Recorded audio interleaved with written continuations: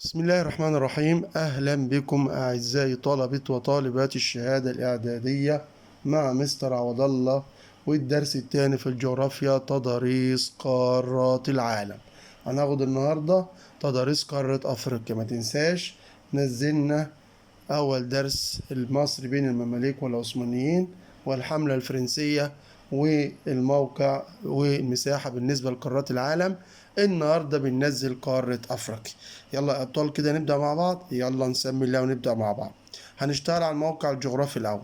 هنبدأ عندي هنا شمالا، تمام، وناخد عندي هنا طبعا عندي هنا جهة الشرق وعندي هنا جهة الغرب عشان الطلبة بس بتطلع.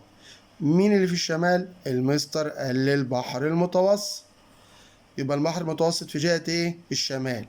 طب البحر المتوسط افريقيا بتقع بالنسبة له فين؟ في الجنوب. في الشرق ادي البحر الاحمر اللي بيفصل بين افريقيا وقارة اسيا. يعني معنى كده ان اكبر قارة في العالم بالنسبة لافريقيا بتقع في جهة ايه؟ الشرق. عندي هنا المحيط الهندي، تمام. في الغرب المحيط الاطلنطي، تمام. يبقى بالنسبة أفريقيا المحيط الأطلنطي فين؟ في الغرب. طب المحيط الأطلنطي أفريقيا بالنسبة له فين؟ جهة الشرق.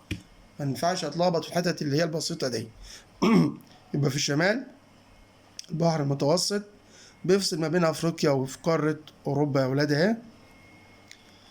في الشرق البحر الأحمر بيفصل ما بين آسيا وأفريقيا والمحيط الهندي. في الغرب المحيط الأطلنطي. تبع أفريقيا بالنسبة للمحيط الأطلنطي بيتحداه من يمة الشرق. طيب بعد كده عايزين نتكلم على دوائر العرض. المستر قال لي تعال، قلت له نعم. عندي في الشمال مدار قلنا له السرطان. طيب مين اللي بيمشي في نص القارة؟ دائرة الاستواء. مين اللي بيعدي كده من مدغشقر والجنوب تحت؟ المستر قال لي مدار الجدي. يبقى دوائر العرض فيها 3 دوائر عرض رئيسية: السرطان في الشمال، في الوسط الاستواء، في الجنوب مدار الجدي. نروح بعد كده عندي بالنسبة لمستر عبد الله للجبال. يلا بينا على الجبال. ادي جبل، تمام. ادي عندي هنا مجموعة جبال، تمام. عندي هنا جبل، تمام، تحته جبل، عندي هنا جبل. يلا يا سيدي. نعم. المستر بيقول لي مين ده؟ قلت له في شمال غرب جبال اسمها جبال ايه؟ المستر قال لي جبال اطلس. اللي هي في دول المغرب العربي. برافو عليك. احنا عارفين البحر الاحمر جهة ايه يا مستر؟ الشرق. يبقى عندي في الشرق سلاسل جبال مين؟ المستر قال لي جبال البحر الاحمر، تمام. طيب نيجي على دائرة الاستواء يعني في الوسط. ماشي يا مستر. المستر قال لي بص، قلت له نعم. قال لي انا عندي في الشمال الغرب، حضرتك قلت له جبال اطلس. عندي هنا يا مستر عوض الله في الشمال الشرق، تمام كده، عشان انت حضرتك قلت شرق فانا بقول لك شمال شرق. فالمستر قال لي سلاسل جبال البحر الأحمر، وفي الشمال الغرب جبال أطلس، تمام. نيجي بعد كده شرق القارة. فين شرق القارة؟ اللي فوق جبال أو جبل اسمه جبل كينيا، جبل كينيا.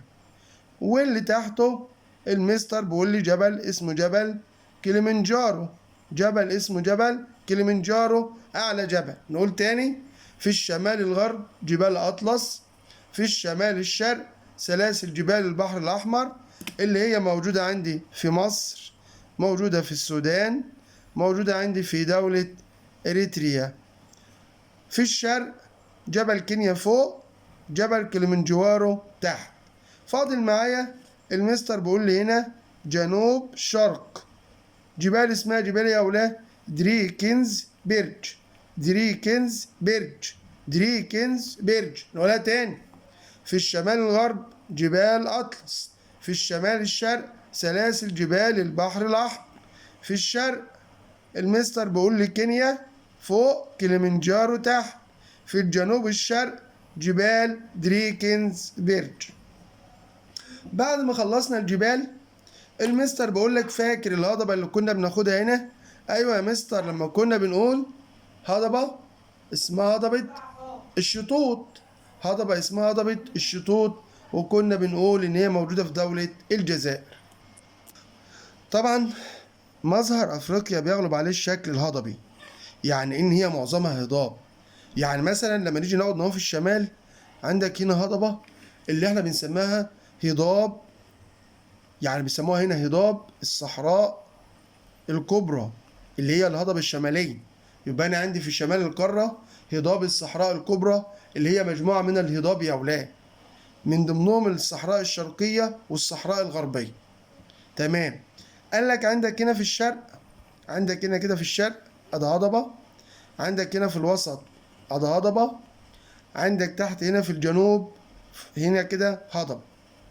يبقى أنا عندي في الشمال هنا هضبة اللي هما بيسموها هضاب الصحراء الكبرى، عندي في الشرق هنا هضبة اللي هي هضبة الحبشة أو بنسميها هضبة أثيوبيا، عندي في الوسط هنا اللي هي هضبة بنسميها هضبة البحيرات الاستوائية لأن هي مجموعة من البحيرات، عندي في الجنوب هنا جنوب القارة هضبة اللي هي اسمها هضبة جنوب أفريقيا. يبقى أنا قلت الهضاب تاني، أفريقيا بيغلب عليها الشكل الهضبي. في الشمال هضاب الصحراء الكبرى اللي هي بتضم الصحراء الشرقية والغربية، عندي في الشرق هضبة الحبشة اللي هي هضبة أثيوبيا، عندي في وسط القارة هضبة البحيرات الاستوائية اللي هي بتتكون مجموعة من بحيرات زي بحيرة فيكتوريا على دائرة الاستواء، عندي في الجنوب هضبة جنوب أفريقيا.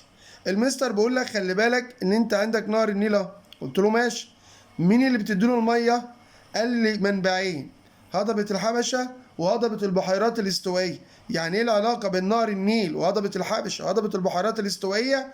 ان هضبة الحبشة وهضبة البحيرات الاستوائية منابع نهر النيل اللي بتمده بالمياه. تمام. طيب نروح بعد كده للانهار. المستر بيقول لك خلي بالك ان في هضبة جنوب افريقيا ده ايه؟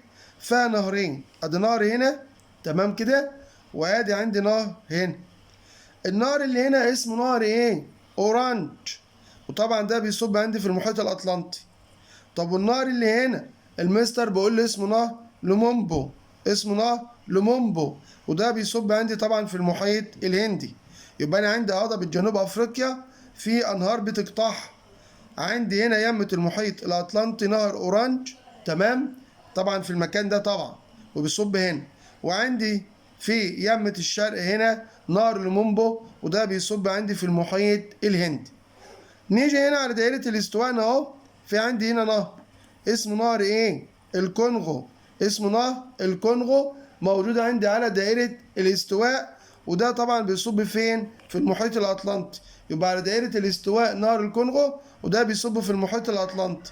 هضبة جنوب أفريقيا فيها نهرين، أورانج بيصب في المحيط الأطلنطي، لومومبو بيصب في المحيط الهندي. طبعا نهر النيل بيصب فين؟ في البحر المتوسط. طيب هل في حد في دلتا او اي انهار بتصب في البحر الاحمر؟ طبعا لا. قال لك طيب نيجي هنا كده في غرب القاره هنا في نهر هنا اسمه نهر النيجر، نهر اسمه نهر النيجر بيصب هنا في خليج اللي هو اسمه خليج يا اولاد غينيا، خليج غينيا. يبقى نهر النيجر بيصب عندي في خليج غينيا. بعد كده المستر بيقول لي في عندنا نهر اللي هو نهر مين؟ السنغال، نهر مين؟ السنغال. يبقى انا عندي نهر النيجر بيصب في خليج غينيا، بعد كده عندي نهر السنغال برضه في المحيط الاطلنطي، هضبة جنوب افريقيا اوران ولومومبو، نهر الكونغو بيصب في المحيط الاطلنطي، نهر النيل بيصب في البحر المتوسط. المكان الوحيد اللي مفيش فيه اي دلتا ولا اي انهار هو البحر الاحمر. اخر حاجه معايا انا عندي في صحراء، طبعا الصحراء الكبرى اهيت، وعندي في هنا كمان صحراء هنا اسمها صحراء كالهاري، اسمها صحراء كالهاري في جنوب القاره، والصحراء الكبرى في الشمال بين مصر وبين ليبيا بحر الرمال العظيم. تمام يا شباب؟ ده بالنسبه لقاره افريقيا.